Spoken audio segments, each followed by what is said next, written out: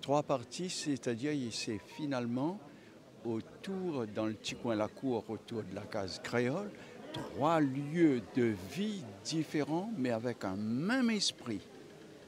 D'abord l'esprit de l'accueil dans la partie 1, qui on appelle le parterre, qui est à l'entrée, où les visiteurs arrivent, où les cris la point personne, la point personne.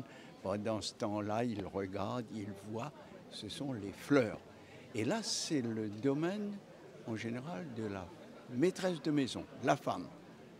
Les fleurs et quelques plantes aromatiques dedans. Ah, là, dans ce jardin-là, on peut dire d'où vient chacune des fleurs et des plantes et on offre tout de suite une bouture ou une patate de dahlia pour les essences. C'est un vrai vivre ensemble et un esprit de partage très créole que ce jardin-là témoigne.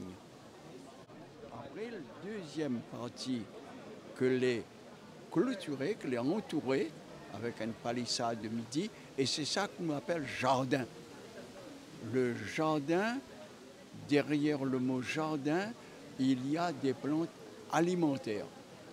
C'est un petit espace de la cour qui permet une certaine autosuffisance alimentaire pour les enfants, la maman, le papa, qui sont dans la troisième partie de la cour, qui s'appelle le fond de cour. C'est derrière la case, là-bas, et là, on met tout. Les animaux sont libres, poules, canards, oies, etc.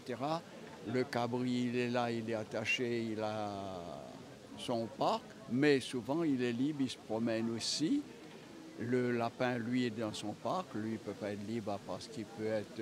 Il y a le chien qui se promène là, et il y a les bœufs, ça c'est le fond de cour. Mais là encore, même esprit que les autres parties, il y a l'esprit de partage. Quelqu'un arrive, Madaoude,